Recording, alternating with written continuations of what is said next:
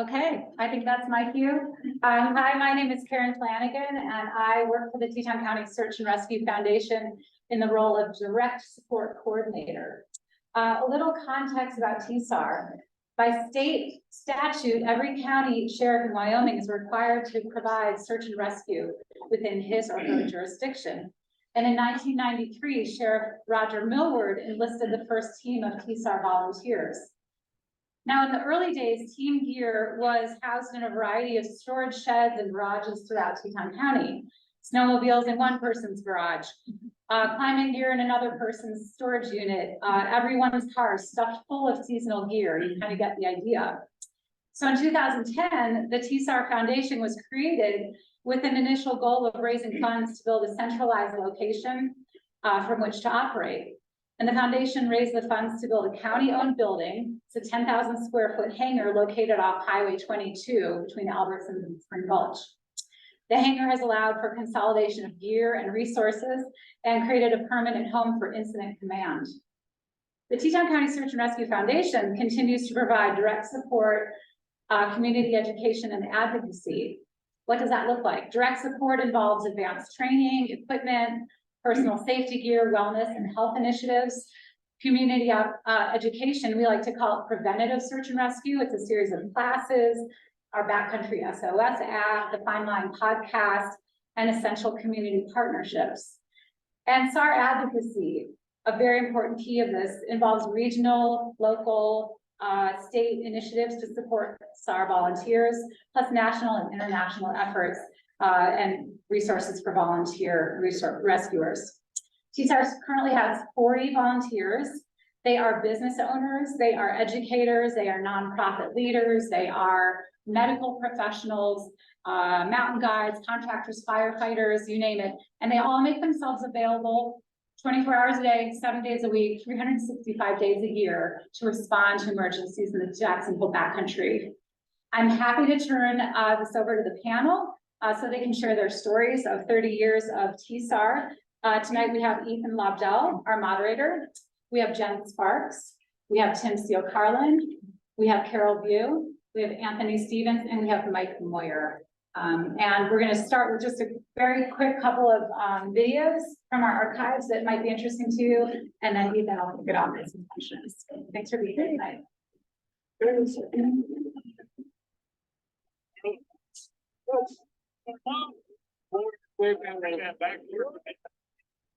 Okay, excellent. He's on back. Okay, up faster.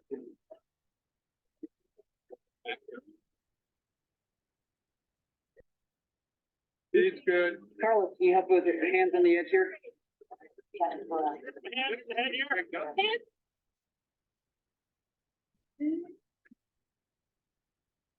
Oh, right.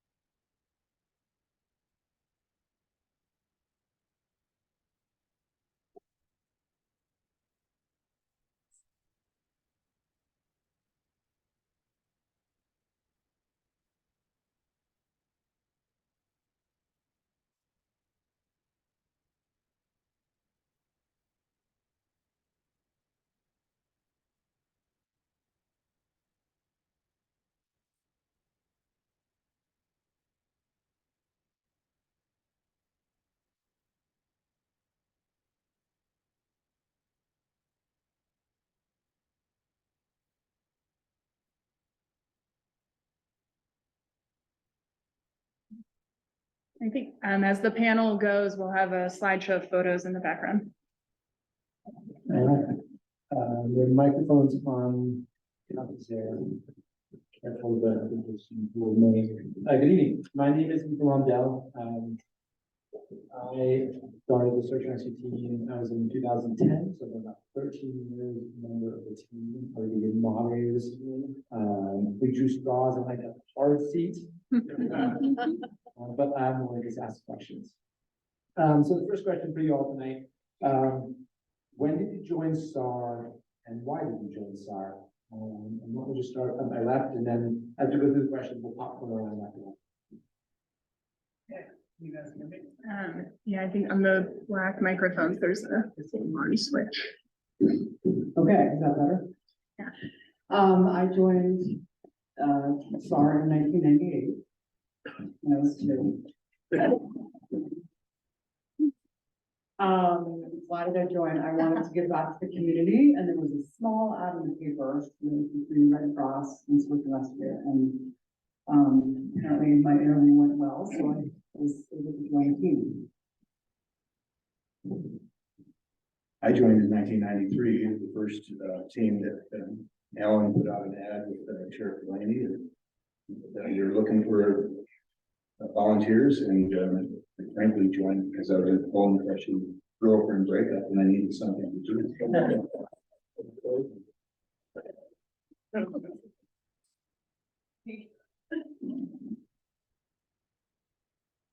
I joined in 2000.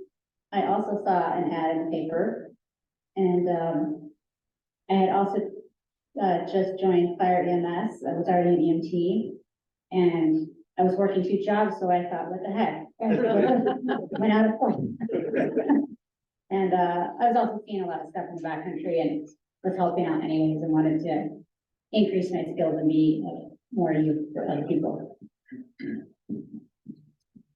Let's see, I joined in 2015, and I joined because we had a ranch over in Du Bois, and occasionally we have some pretty serious wrecks, and search and rescue was a incredible asset that I thought would be a lot of fun to be a part of.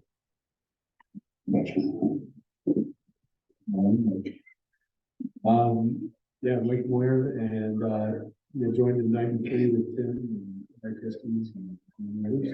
And I just always, since I was a kid, always been interested in the woods and being out and packs and equipment and just I was working at an EMT, and that was kind of like the team, and was able to do the team pretty really.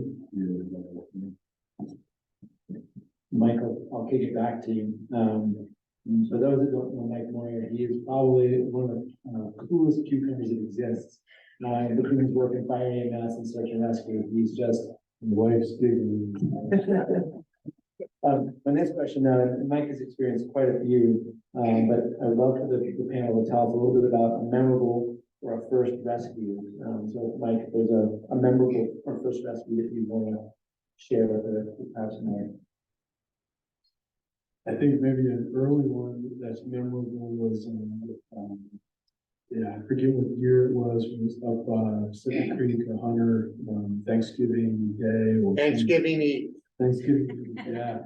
We flew up that afternoon trying to find the site, couldn't find the site with the helicopter, so we went in by foot, and it dropped to near 30 below that night as we got to him, and they had a fire, and we spent quite a bit of time trying to get him stabilized.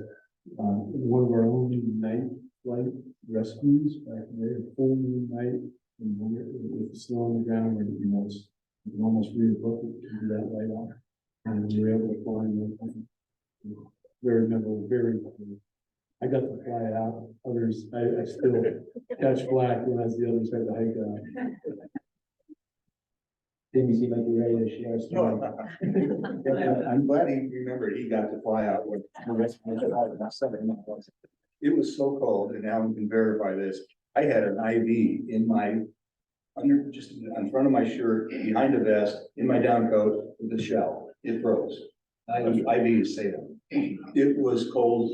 I think 30 below is generous. 36. It's 36. It was the coldest spot in the nation that night, and it set a record for Pacific Creek. We suffered. Mike got to fly out. That gentleman read a letter to the editor. I still have a clipping, thank you, survived that injury, almost fractured. Recently. Cheryl Anthony, story for us. My first rescue was in the evening. It was in the fall. We weren't allowed to go on rescues our first year. We were in training, but it was the first rescue I was finally allowed on after a year of training. And it was a hunter down by Willow Creek. And we had somehow received word, because this is probably before cell phones, that there was someone in distress. So I started hiking up the bridge with my group. I can't remember who was on my hasty team, but I definitely remember Glenn Messersmith was. And as we're going up, and I'm thinking, how are we gonna find them in the dark? We kind of got on this ridge, and I realized we were on a bridge, and I said, how about if I walk over to that side and just give a whistle? And all the guys looked at me like I was an idiot, and they're like, a whistle? Seriously? And I said, well, I have a really loud whistle. None of them believed me. And I said, well, just let me try it. You know, I figured it's my first rescue. I'm willing to hang it out there and look like an idiot. So I walked over to the edge, or what I thought was the edge, for the start.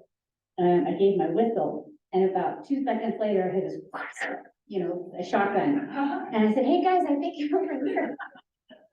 And they couldn't believe it. They all walked over, and we all looked down, and then you could see a fire way down there. And they were surprised, so was I, actually. And then bushwhacking down there, and as we're getting closer, we could see there's a fire and see horses, and we're like, this has gotta be them. And as we get closer, I see something hanging off the horse that I can't quite wrap my head around. It looked like legs hanging off the saddle, and I was so confused until I got to the patient, and then I realized those were his legs hanging on the saddle, prosthetic legs. He had been blocked off the horse. And it took me a minute to figure this out. And they had unfortunately built the fire too close to the patient, and so I stood in between the fire and the patient. And I still have that shirt, it's got holes in the back from the Sparks, fine. Really nice man, and he was with a guide. And hunting was one of the few activities he could still do without legs on a horse. And when he had fallen off the horse, I think one of his legs might have fallen off, and he just ended up taking his pants off, which, you know, didn't leave much there. But we ended up getting a little litter there, and they were nowhere near a trail. And so we're trying to go over logs and slipping and sliding in the mud, because of course it's raining. And it was a long hike out. We had to have people on all sides of the litter because there was no trail. So everyone's trying to hold on and keep it steady and lift it up. And I remember as we were going down, this was a very large man, but we had to position him just right, you know, in the litter. And at one point I was trying to like pad under his arms. They were kind of hanging over the litter, and checking in with my patient, you know, what's your pain level, da, da, da. And he asked me certain questions as a provider, and, you know, what's your pain level on a scale of 1 to 10? And then he tells me the number. And as a reflex, I said this without thinking, what's the worst pain you've ever felt? And he looked at me and he goes, well, the time I lost my leg. How did I not see that one coming? But I didn't. And then he proceeded to tell me how he was from the Midwest, and he was in a grain elevator. He was walking across this catwalk above the grain elevator, and the trap door opened up on him and he fell in, which told me a lot. That meant he had to have his legs removed before he got out of the grain elevator, and just pull you out of that, I think. So it told me he had a very high pain tolerance, but I really regretted the way that I said that. Super nice man. I think we got out at 2 or 3 in the morning. I had to be at work at 7. And I was thinking, don't drink coffee, but this could be a good time to start. And I had a hard time staying awake driving home. But I was hooked. I've been out all night. I was covered with mud. I didn't sleep at all. And I thought, oh my gosh, I'm so happy we helped that man. And he actually ended up going to the Mayo Clinic and having back surgery. He came back to Jackson to be some more hunting. Had another ticker there too. Super nice man. I forgot his name. Thanks, Carol. And it wasn't just because of the first rescue that Carol pointed out there. She was always hanging out there. Give your whistle, Carol. The indoor one or the outdoor one? Yeah, it's pretty loud. This is the indoor one.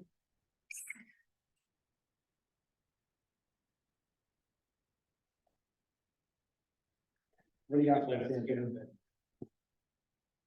Mine's actually not dissimilar. It was one of the first rescues that we were allowed to do operational, so we were allowed to go, and actually Tim was the incident commander, and it was we got a call for a suspected cardiac event in a hunting group, and we didn't have our helicopter, so we had life flight fly us in.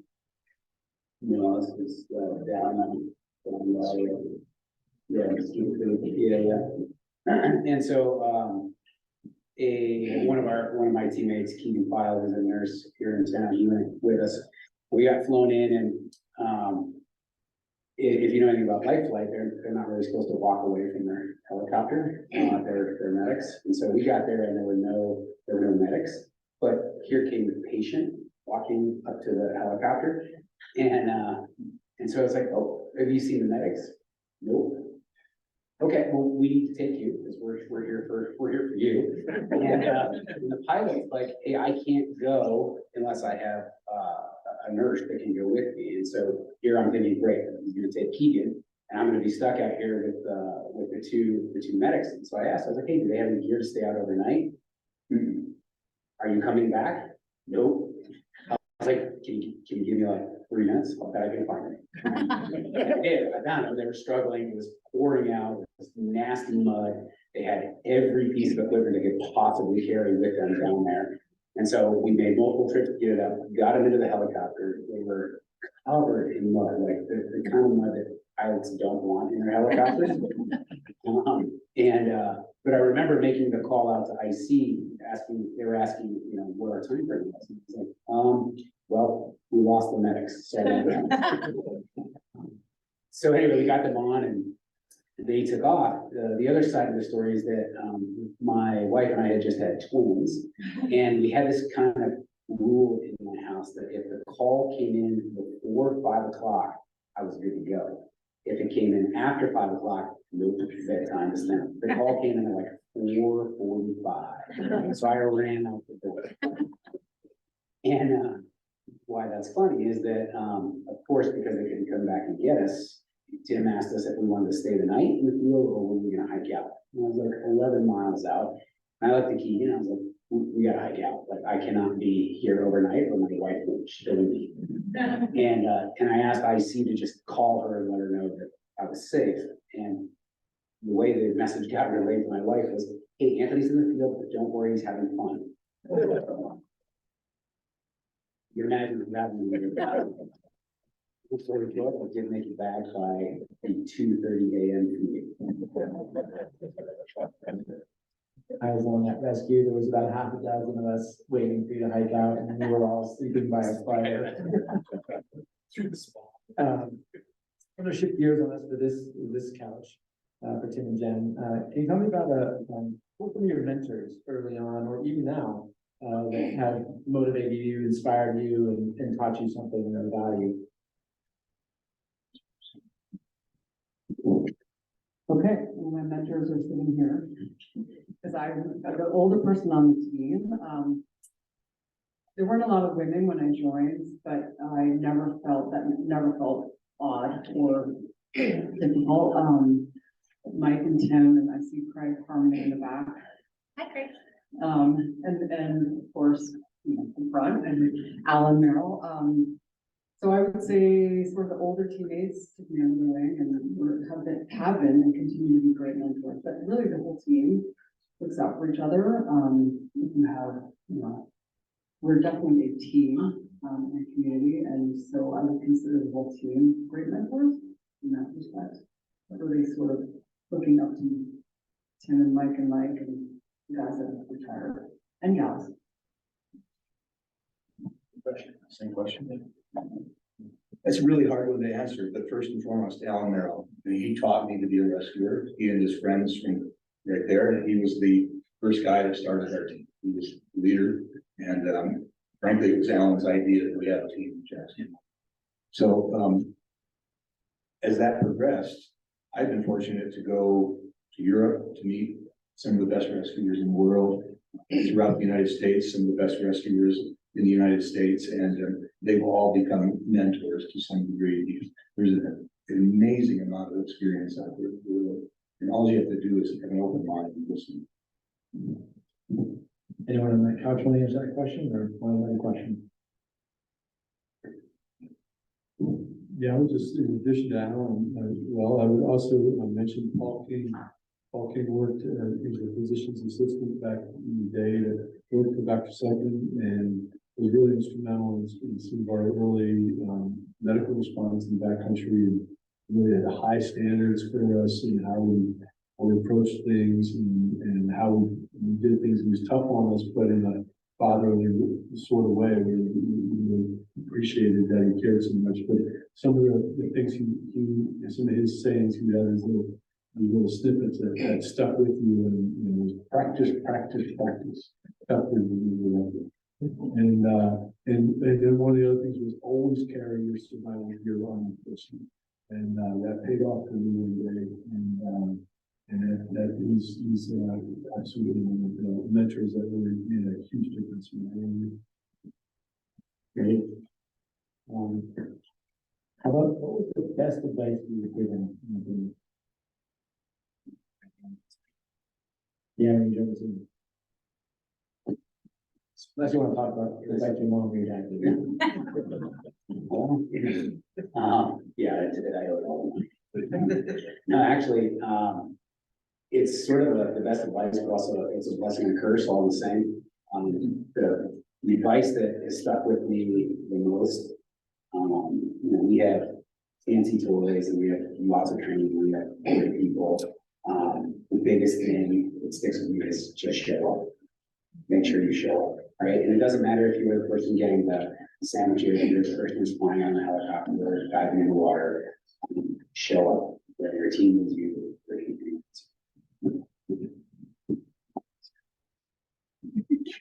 Carol? I don't think I can top that one. Okay, here's a question to the whole panel.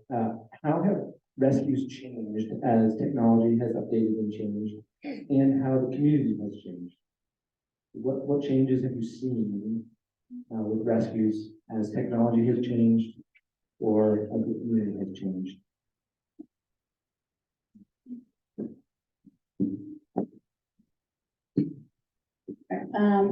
I'll start with some of that. Starting on the team before cell phones meant that somebody had to get out to a phone. So people were either by themselves having to figure it out, or they sent out their friend. And that's where you tell people don't go in the backcountry alone. With the advent of cell service, I feel like it's changed significantly in good ways and maybe not so great ways. Good ways is for the critical things we can hopefully get there faster when people have service or an in-reach device or a spot. But there are some drawbacks to that new technology as well, where sometimes people see something happen and their knee-jerk reaction is to call 911. Instead, maybe they can wait 10 minutes and actually see how their friend is and if they actually need help. We're always happy to come on call, but there are some times where we get in the car, get to the hangar, get our gear, get driving, start headed for trailhead, and we get word that they're coming out on their own power, which is great. But maybe if they just gave it 5 or 10 minutes, they'd figure that out. And then also sometimes people, I feel like, get in over their heads because they know we're a resource. And one example that comes to mind is some folks that were kayaking, and I don't know if they were in sea kayaks or what kind of kayaks, whitewater kayaks, going from Wilson to South Park. And they pulled over on an island and called us. And they weren't not injured, they were just tired. And, it'd just be great if folks had a little more understanding that if they, sat and ate and drank and waited a little bit, they'd probably be able to do under their own power, because they are pulling people away from work and family and things like that. So it's a little bit of a double-edged sword. Most of the time it's something serious, and we're always happy to come no matter what. I want to emphasize that no matter what. But it'd be great if some folks just maybe hit the pause button for just a minute or two and see if, if they might be able to rescue themselves. Mike or Tim, have you You know, I think the gear has certainly gotten significantly better, and that's been to the advantage of individuals being a little farther and harder. And you guys see much from how that kind of thing will evolve in your tenure? In the beginning, all rescues, pretty much all of them, began as searches.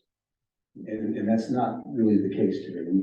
We now are location based. We know where we're going almost all the time. But before, we could plan a search and do the investigation on the background for up to a couple of hours just to try to figure out where they might be. And technology has changed that, so our search times and response times really decreased. But as Carol said, there is a side to that. There are people calling us because they run out of water. And we're going, but the technology certainly has made our job easier and faster. An example of it, we got out of the hangar a few years ago because we had a helicopter in the winter so fast to a rescue up on Maverick in the park that, well, they say the guy died. He died. They started CPR. His friends started CPR. They may have saved his life, but when we got there, he was dead. We got there soon enough that our medical team brought him back.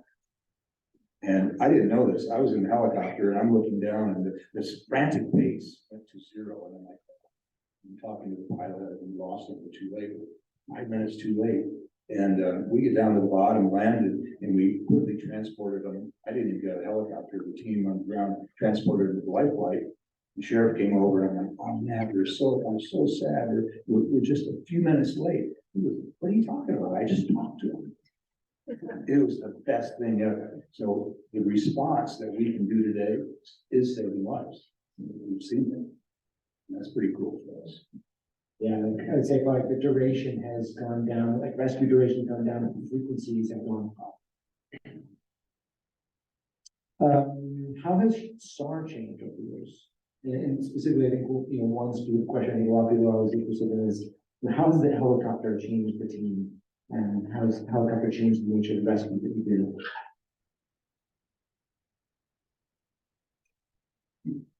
Well,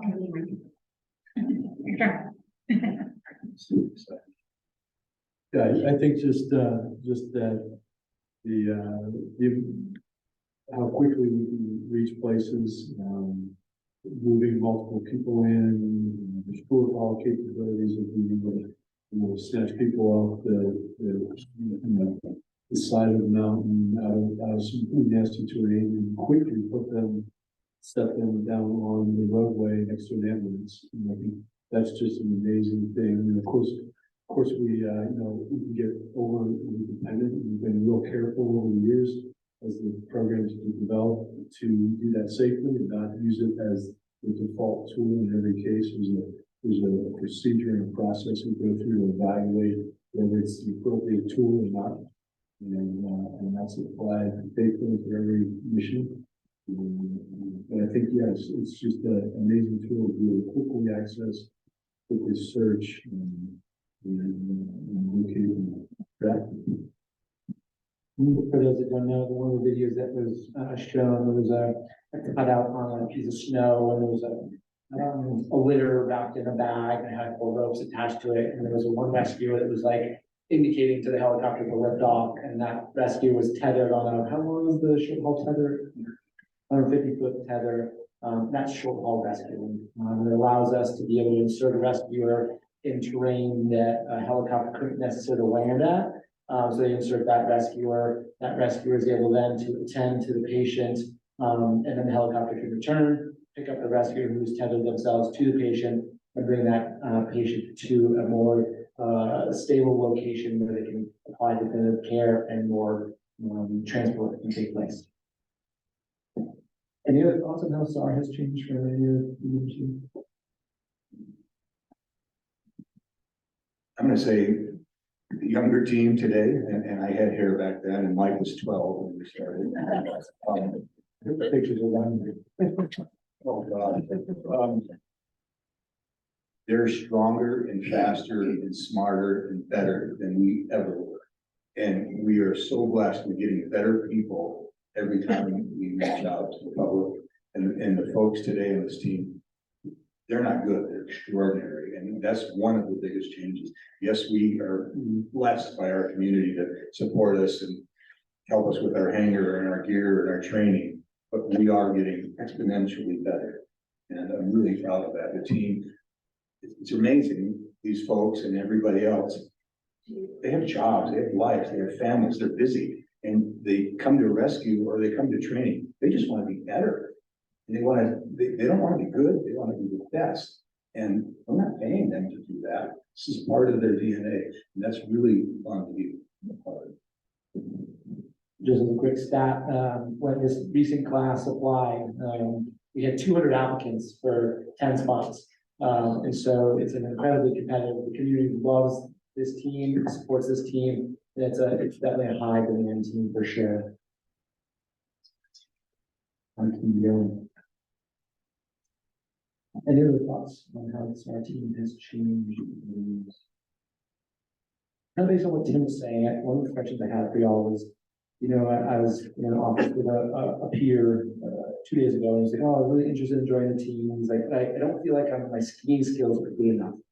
I'd be curious to hear from the team, from you all, of, you know, what do you think are some of the like fundamental skills that are required to be successful on this team? And I told this guy, John, I was like, you don't have to be a great skier. There's so many things you need to do, but I'd love to hear from you all what you think is sort of core to making a very successful team member. Being a good teammate, first and foremost, leaving your ego at home, making sure everyone has your back, weighing in if you see something that's wrong, having a voice on the team. I think those are their skills that need to be followed, and you know, certain protocol and check the box of that. But really being a good teammate, it's hard to be on the team if you have a big ego. It's not going to work out. I'd like to follow up on that. And I said this before, and Alan will know. So when Alan basically said, "Hey, you're leading this team," and so I don't know what to do. He said, "Yeah, you do." But anyway, one of the things he taught me in the selection process, you can't be a good teammate. They have to bring that with them. You can teach them all the skills you need to teach them. You can teach them, you can't teach them to ski, we don't have that time. You can teach them the medical, you can teach them the high angle stuff, you can teach them swiftwater rescue, you can teach them caving. You can't teach them to be a good team. And with that good advice, Alan, thank you. Every single person that was chosen since '93, that's been one of the criteria. Now, I have been lucky enough to be on every one of those boards choosing people, and that's the last most important question we ask. And we have 40 people, crazy type A personality that should fight. They really should have fisticuffs. We love each other because they're all good teammates, and it just works. And I'm very proud of it. Thank you. As the current training director for the team, I have a little bit different take on that. I fully agree, right? You gotta be a good team. You won't survive on a team if you're not. Skills are all trainable. But the most important thing I think that our team does is they're so hungry to learn. Even if they have a skill set, they may not be, let's say climbing, for example. Being a great climber does not make you a great rigger, right? And so wanting that information and spending time trying to work with the skills. All of these skills that we teach are perishable, so they have to spend a lot of time on their own time outside of training to kind of master those skills.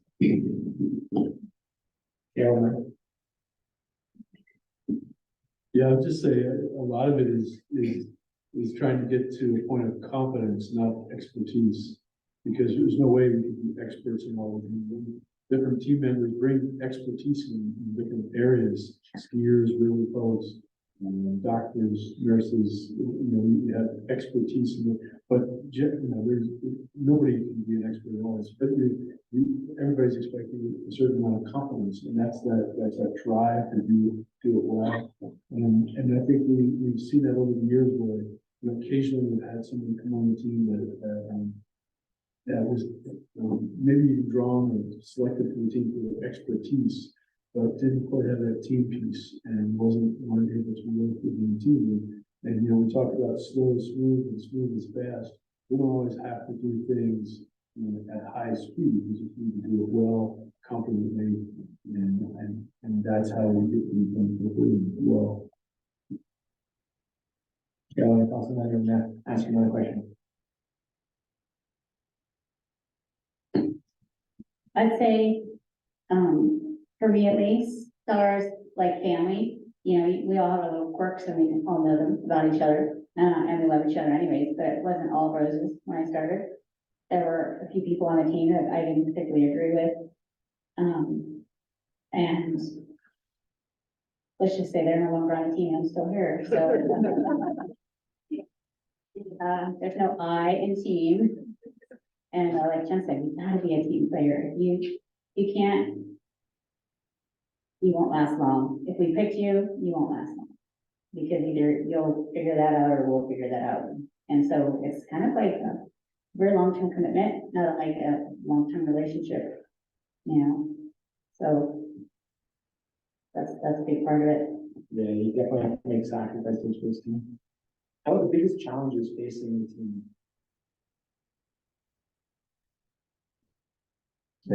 Safety. We had a helicopter crash, most of you know, we lost one of the rescues.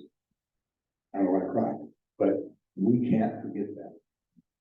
Everything we do at any time, whether it's just driving down the road to go to the river rescue or show up for a snowmobile rescue, just driving down the road, we could get in a car crash. We are putting ourselves somewhere where we didn't need to be that night necessarily. Maybe we were at work or home in bed. Accidents happen in the millisecond.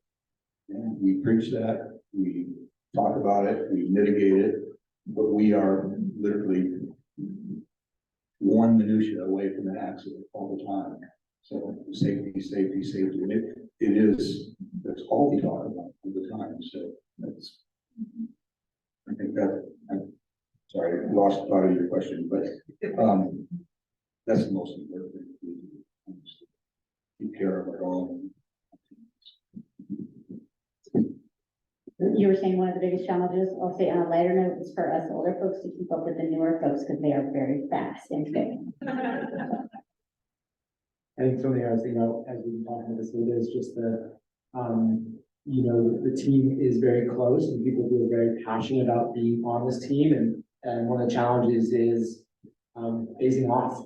That is one of the challenges we're facing is, when do you stop and how do you stop and how does that happen gracefully? That is definitely one challenge we're facing. Any other thoughts on challenges? I think too, our team has worked really hard on supporting teammates with psychological first aid. A lot of folks have seen some pretty challenging stuff, and team employees with other first responding agencies created this digital program that really looks out for first responders.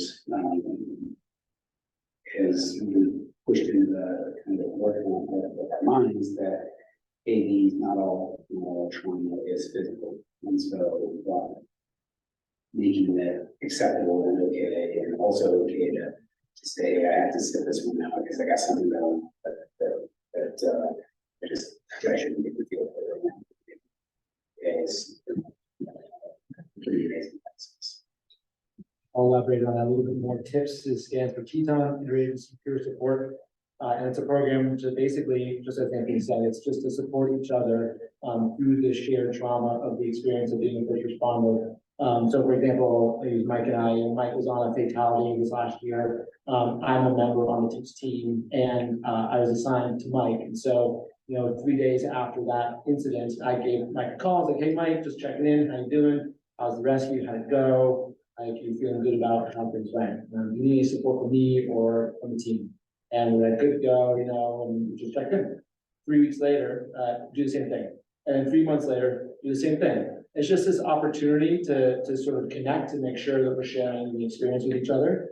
but also we're looking out for each other. And we do that in our team, but it also happens in all the first responding teams in the community. So Grand Teton National Park, Rangers, Fire and EMS, Patrol, they all have members that are on that peer support group. We've got a couple more minutes before we're opening up to the audience for some questions. So I think the last question is just something around surprise. What do you think the audience would be surprised to learn about search and rescue? There's so many perceptions around, and the foundation does an amazing job of putting our work out there for the community, but I thought that there's something out there that's surprising. I would be interested to hear that. I would say people always think there's people dangling from the helicopter at all times. It's something crazy. Every rescue is so crazy. But you know, a lot of rescues are Getting trucks unstuck in the snow. just a dangle of cat, you know, or somebody lost on Teton Pass and was found within an hour. And yeah, I mean, you read about the rescues in the paper that are fantastic and take hours and so forth, but we're there for every type of rescue, whether it's maybe not packing somebody's elk out, which was a request.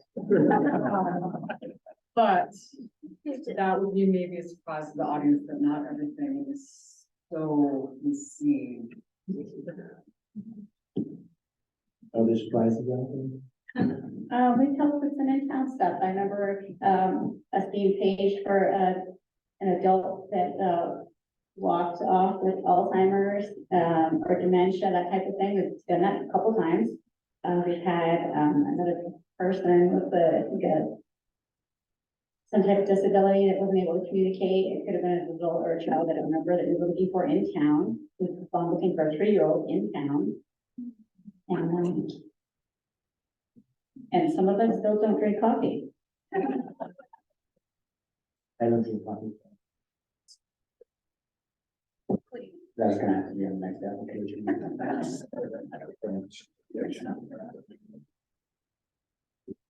I would say, we're definitely not a team of incredibly uber fit athletes. I mean, some are, some absolutely are, some of our folks, but I learned a long time ago that, as you're climbing up Glory and you're coming up and you're patient, now you can see it, you're right up there around the corner, and you head around that tree, or catch my breath.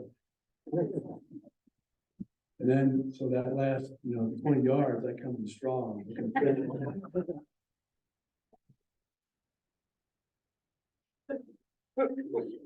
That's a great one. Maybe we use that as a transition. 2 questions for the audience. Yes, sir. One was that in, Jacksonville, and what was Air Force One. I think there's a picture up here that was of the Air Force One, on the runway. Air Force Two. Air Force 2, that was back when the big change was. Well, I don't know if you guys are talking about the crash. No, we're talking about the picture of the airport. So we've been pretty fortunate to work with presidents and first ladies and teams and basically be their backup when they go into that country. We've done a number of them with the Clintons, and we've done a couple with the Bushes, and a couple times with some of them. So, when they go in the backcountry, there's an entourage with them of guns, which is scary, but we're their backup. We did one, Alan and I did one. You were the president's backup in the river. President Clinton went in the river, Alan went in the river. I was Florida's first lady. She went in the river, I went in the river. Oh, by the way, that raft right there with the cover of the tarp, it's a lot of guns. If anybody starts shooting, you guys are expendable. I'm like, I didn't even know for the guy. Anyway, so we've been fortunate. So that's what's happening with Air Force 1 and 2. Great. Other questions? Yes, sir. You mentioned maybe people should wait 5 or 10 minutes. Do you ever get the opposite where people wait too long because they're afraid of maybe they think it's cost or? Sometimes that happens, but generally not. We're trying to educate that with the public, and we've had some great calls where people have said, hey, and here's an example, hey, we've been in an avalanche, we want you to know, we're okay, one person's slightly injured, we're gonna work our way out. Well, we just wanted to let you know. And our reply was like, great, thank you. Please keep us posted. Let us know when you get to the car. And I think a little bit later, I don't remember how much time had passed, an hour or something, they said, no, actually, we can't get ourselves out, but it had already prepped us. So what happens is when they make that call to 911, it dispatch pages the board did a conference call about it, and they're like, okay, this is just an informational thing. But then the people on the board can start thinking in the back of their head, like, hey, we should come up with a plan B in case they call back and they need help, which was the case. So it gives us a heads up. It gives us time to start, making a rudimentary plan, if nothing else, and we always appreciate that, because sometimes, and it wasn't the case in this particular incident, but sometimes there's a witness, like from afar, right? They can see like an avalanche from one part of the past to another, and they'll call it in, they don't know if people are in there, or, someone sees the road around, like that kind of thing, but it's helpful to us, especially if you're within viewing side of potential other parties, to let us know that you were part of that group and you're okay, or you're working on it, or you need help. Any of those are great. Informative things. That particular group is not in a spot where they're going to see by other people, but we still appreciate getting a heads up about it. And, we were there for them when they decided they didn't go that route. We encourage that too. And we don't charge, and people have asked, why you don't charge, and that's the reason why, one of the reasons why we don't charge, and state doesn't charge, is because we don't want there to be a barrier for people to call. If people call at the last minute, it's going to put the rescuers at greater danger. It's going to make the rescue more risky if they call late. So I've heard you guys say you never shame people. And I asked, Not publicly. yeah, I said, don't you ever like go home and just think, come on, why was that? And I talked to Brian, who was on my avalanche, she's like, nope, never. Not public. But you do sometimes deep in your. It might be joking around. Absolutely. Wait, I want to do that. I tell people, the minute I start judging people is when I have to leave the team. Because people are making that call on the worst day of their life, and they don't want to make that call. So maybe I'll go home and talk to my family, like, wow, this was XYZ, but I certainly don't ever make the patient or make a judgy comment, etc. Because that just really makes the situation even worse. That's me personally. Who's got it on? We're all the same. We keep what we have to say to ourselves, or even our team. But I can tell you, I said I have seen it all 100 times. I have not seen it all. I say that several times a year. The guy stuck in the cattle guard, the guy that leads a hiking team from Rexburg College to the top of Table Mountain. Oh, it's a lightning storm. You guys go down. I'm going to watch it. Those kind of things happen on a regular basis, and yeah, we get excited. Oh my God! But we want people to call us. We don't want them to be embarrassed. And there's some things out there in the world when there's a big avalanche kicked off, and there's a lot of angst in the public. That's not our job. Our job is to help. We keep our mouth closed, and we do our job. Yeah, I think it's a really important question, because I think we all have loved ones. Either we, when we were first new to the valley, we did these quote unquote dumb things, right? I mean, I have our stories and my close calls. And then I've got family. My dad, for many years here, would go out hunting by himself, and I was like, that's not good. But so I often try to put it in perspective of either this could have been me 30 years ago, or this could be a family member, or just somebody that just doesn't know better. And so, yeah, I think it's good to kind of put that in perspective.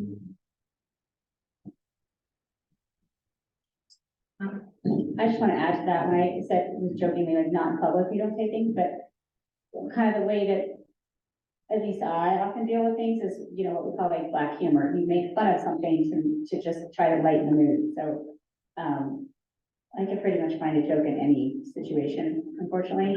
And that's just my way of trying to lighten the mood or deal with something.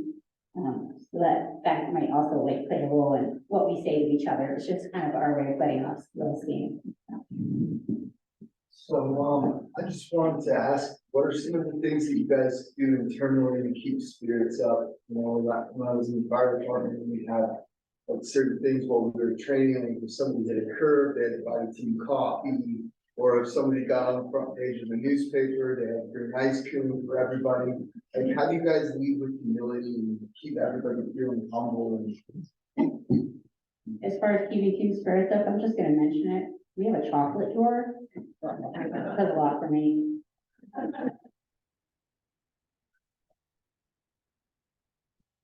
The foundation, Caryn, et cetera, they do an amazing job of keeping our spirits up, whatever that looks like. I mean, you can go to the hangar anytime, find a quiet spot, find some food, find a friend there, but the foundation really lifts us all up, in that way. In addition, something that Ethan was saying, when there is a tough situation, typically somebody will call you from the team and just say, hey, how are you doing? Like, that really lifts spirits up as well. Even if it's not a crazy rescue, it could just be something that triggered something or made you think of a horrible situation that your teammates are looking out there most of the time. Sometimes too much. To add to that, we have 40 people that you can't get rid of. We had an airplane that came up, Hunter saw it behind town. I knew nothing about it in my 30 plus years of this team, and so it started to worry me. They took a picture of it, sent it to us, but they wouldn't approach it because they were afraid to.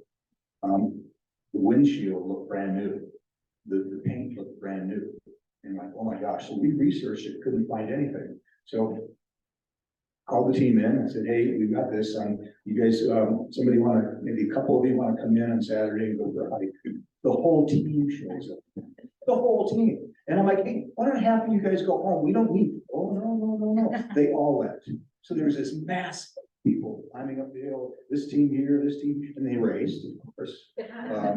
Dave, and you probably still hurting from that, aren't you? Yes. And we get up there, it was nothing, and of course, then I get a lot of grief for 2 years, but that's the team.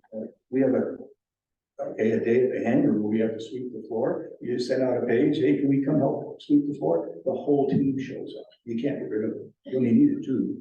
And so we're lucky that people bring that with them. And it's infectious throughout the team. So we're really blessed in that. We also try not to take ourselves very seriously. Yes. How much use is like the backcountry as We're all, we don't Matt have Hanson, Matt Yeah, Hanson. Wait, can you repeat the question? Backcountry SOS, the app, how often does it get utilized?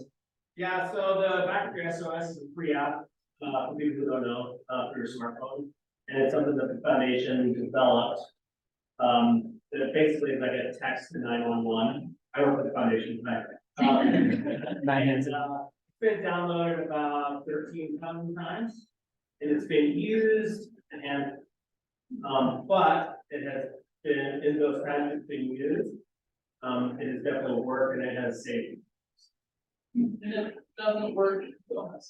Right, so if you are like way out where there's no service, or if you're in the bottom of a canyon, you know, deep where you can't get cell service, it does not work. However, if you have like one tiny little bar, you can't get out a voice call because of the service required for voice. But you can squeeze out a text message. So pretty cool. You mentioned how many people have died and how competitive it is. If you don't know these people personally, how do you assess their physical skills? Good question. Assessing candidates for positions. Training director. Yeah, so it's changed a little bit. COVID changed our process a little bit. We sort of liken it to speed dating, where they submit an application that they're interested in joining the team. We go anywhere from 3 to 7 years to recruit, just based on our needs. And if they're still interested, then we give them a call, tell them we're going to do a Zoom meeting, and gives them a chance to kind of introduce themselves. But also, we get a chance to tell them kind of what the expectations are from the team standpoint. Trying to steer some of them away. Yeah, and it works too. Like it's great that some folks are like, oh, that's way more time than I want to put in. First question, usually, do you have housing? Yeah. If you don't have a local address, that's going to probably be a challenge. And then if you make it through the second round, that's when we start kind of checking out your resume and seeing what skills you have. And that's where that like good teammate comes in. You can pretty much tell fairly quickly, like, oh, this person has a lot of skills, but really not what we're looking for. And then they go through a year of probation where they have this mandatory training on top of the training that the rest of the team does. So we folks out pretty well, or not, and they stay there forever. Yes, sir. Can you just talk, briefly, like, what's the size of your operating budget in dollars, and how do you explain yourself? Matt Hanson. Matt Hanson, please come up, please. Yes, foundation raises over $1 million a year, and it is, that is all, private donations, and we get some grants too. And then we work with the sheriff's office, which funds like helicopter operations, on any basis. Probably just shy of 2 million, maybe, just short. Yeah, it's like 1.5 per year for annual. Goodbye. So I had a quick question. What do you feel are the main differences between your training and method of operation versus Europe, with France? They get paid. Differences between here and the States versus. They get paid. And a lot of us go to this thing called ICAR, and by the way, in 2025, we are hosting ICAR. It's International Commissions of Alpine Rescues. It's about a 90-year-old body. It's 400 teams of the best rescuers in the world. And we go to ICAR now for the last 10 years or so. And we get there, and Carol said, they're all paid. You know, you get 25 bases in France or Switzerland that do 20,000 rescues each. But they go up and give you a bottle of water in their helicopter. We don't do that. But they do a lot, and they're really good at it. And we go there and I'm like, oh my God, we're infants. We don't know anything. So we go there with wide eyes and our ears are flopping and we're listening. And, you know, we fit into these communities and there's a lot of information out there. So I think, and I know for Anthony for sure, when he's there, we're sponges. Because these people have a lot to say. And when they talk, you listen. Back there, yeah. Can you talk about, your dogs that you employ? Sure, and we'll talk about our dog, it's been a little while since I've seen. Ray Shriver was the only teammate I could think of that had a certified search dog in several different categories. There's, you know, like cadaver searches, there's avalanche searches, and probably other types of searches I don't even know about. Dave had one, I guess, that was before my time. Ray had one, and then in general, for big searches, we've called on Wyoming Canine, which is a different organization, and the park, and we'll, for big ground searches, we've paired up with them, and we'll send like a couple of our teammates with one dog handler. And we've done that like at the Pacific Creek and stuff, and we'll break out into teams and we'll assign like a canine handler with a dog to parts of our team for the big searches, but we don't technically have a canine team. We use ski patrol too, sorry.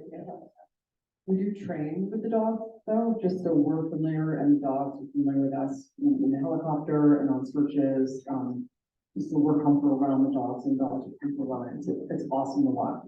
They're powerful tool. We had a big tally on Taylor a few years ago where we did a probe line till nightfall, pulled off the avalanche field, and then the next day, one of the Jacksonville Mountain Resort ski patrollers came with their dog, Goose, and it was within 10 minutes that the dog had identified where the victim was and we were digging out. So.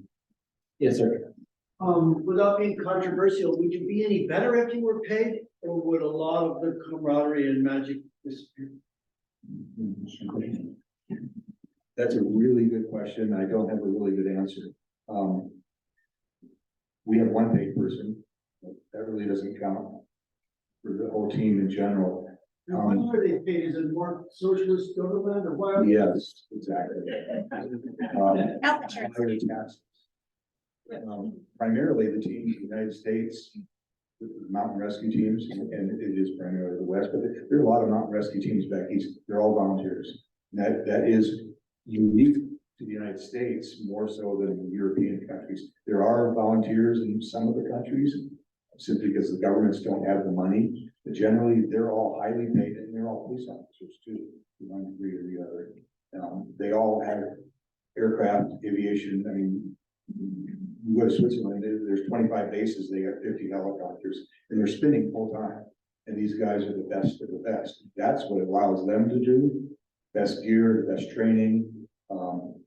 I just got back from Flagstaff and I trained with the Arizona Department,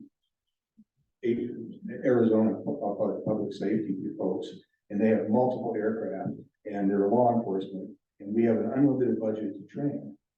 And they were doing some hoist demonstration of the helicopter, and they read this 3-page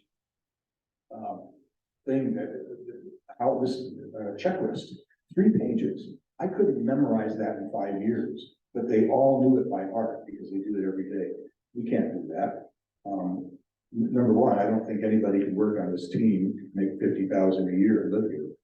So we all have our job, we make a reasonable living, and we're blessed with volunteers and hundreds in waiting. Along that note, that's a good question. Last year, only 2 years ago, we did a search. You guys heard of the Gabby Petito search? But we were all unpaid, we were all paid. Who else was there? FBI, Fire EMS, Parks. And I think we all worked so well together, regardless of what our pay level was. I think it just works out. I don't ever anticipate being paid. That's why I volunteered. Yes, sir. You're at a multiple, there's many calls in, you don't have enough people to respond to all of them. You have the freedom. We just do them at the same time. Yes, your answer is, holy cow, we're really busy. And what happens with the team, it's pretty unique. These guys can verify it. We get better. The more calls we have, yeah, we'll get tired, but we get better. And the folks get into this flow, and we'll get 4 or 5, 6 a day, 2 at a time. And it's like, we drive to Tokedy and come back, and drive to Tokedy and come back, and drive to Tokedy and come back. It happens often in the winter. And then, oh my gosh, then you go to down by Alpine, and then you're going over that hill into Idaho, back into Wyoming. And so you're all over the county, and everybody just shows up. It is truly amazing to watch that happen. And to date, I think we've pulled them all off. We've had some pretty busy times. It could be the one specific time I worked out of the village and I was driving, or maybe I was on the bus trying to get Stilson, one of the two. I was on my way to Stilson and we had gotten a page and I was trying to get to my car at Stilson and there was a page for Toby. And while I'm en route to Stilson, there's a page for Pass. And sometimes I just hitchhike when I think it's faster than the bus trying to get to Stilson. And at that point, I called into IC and I said, I'm in Stilson. Do you want me to head to Toby? And they're like, no, we just got a call for the Pass, head to the Pass. So it kind of the team just like started splitting in route. I didn't even think I went to the hangar. And there's a 2 going on at the same time. I said, there's 3. Yeah, I just wanted to ask you if there are a few like 5 things that you might not know, or we might not know, that you would recommend for people to take in the backcountry, whether it's summer or winter. I know there's a list, the obvious things, but on the fine line, for instance, you're always learning when you listen to that, is, oh my gosh, I should have taken matches, or I forgot my headlamp, even though I went out at 6 a.m. Is there any advice that you have for people who go out regularly and that kind of thing like that? Give each person one thing, but I'll just say a big framework. One of the things I've learned being on team is how, like, while we do have a helicopter, it took a long time sometimes for us to get to people. And so just recognizing that, like, imagine yourself sitting down in a spot for 2 to 4 hours.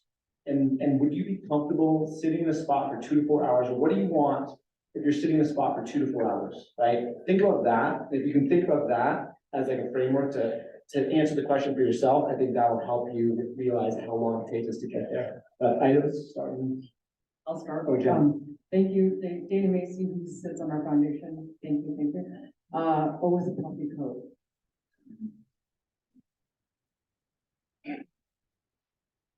There's a million things that we can coin here that you've all heard, but, tell somebody where you're going when you get back. Because then we can find you, if you've forgotten all the other stuff.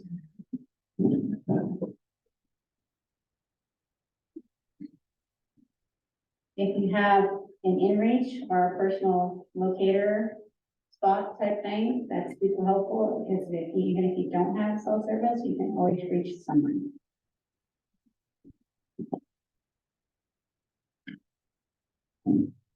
Headlamp. Your iPhone is not a headlamp. I'll take a little deviation off of that, and I would say, actually play with what you're carrying, try it out. I think a lot of us think that we can start a fire anywhere, you know, some of you young men probably did it in your backyard growing up, you know, start a fire, but starting a fire when your dominant hand is broken, and your device takes 2 hands to strike. Or when the wind's blowing sideways and snow and your fingers are numb, you can't just carry stuff, you've gotta have play with it.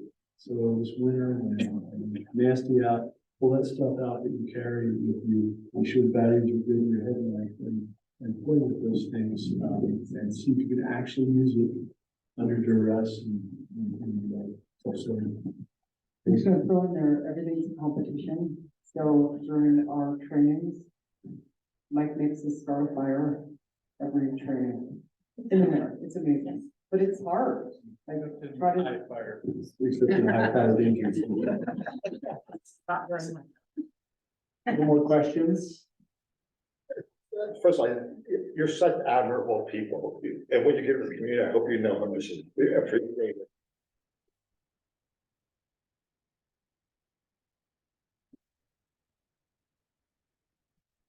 And just to quantify that, I mean, you keep talking about time. How much real time are you guys putting in each month? I know it's a ton, but as an individual, I know it's some collective number, but it's 10, 20 hours a week? Is it 2 hours a week? I'm even gonna start, so as the director of the team for almost 25 years, I put in 40 to 50 hours a week, every week of my life. Let alone my job. I was fortunate to have people that could run my job. That's what the leader had to do then. Cody's doing that now. It's scary. Anthony is a training director. Oh my gosh, that's even harder. Putting in hundreds of hours in this thing. Now the volunteers, I don't know, we'll put in 6,000-7,500 hours of time every year. It's an extraordinary number. If you think about it, if the county or someone had to pay for it, it would be millions upon millions of dollars. And these people are finding their time, leaving their kids, their families, their wives, their spouses, their jobs, and stepping up and showing up. I think it's important also to start members in the room, Don Watkins, Doc Smith, the other star folks in the city, hiding back there.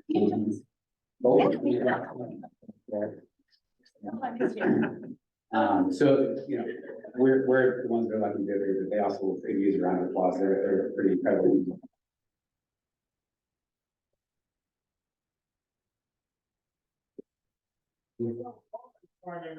Yes. I see Dr. Craig.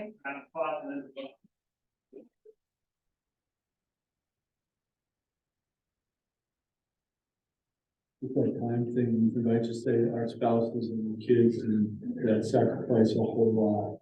And we often going out and doing the fun stuff and the spouses and the kids and those left at home and told to feed them to, et cetera. It's a big deal. It goes for really a lot of you all as well. And whatever you're doing in the work and service in the community, but there's a lot of people that back it away. Probably close it down, you know, it is a tremendous privilege to be able to serve, and this community does an amazing job to support us. I mean, we raised the community raised $7 million for this new helicopter that's coming in a couple of weeks, and so, you know, I think all of us feel incredibly fortunate and blessed to be on this team to serve this community in this way, and we're incredibly grateful for the support that you all give us, and so thank you for everything you've done over the years to support us and make this team as successful as it has been. So thank you all. Quick comment, I just watched a show on Netflix called Blue Zones, where a guy shows how people have lived to 100 years in various places. The most important thing is to have a purpose. And that's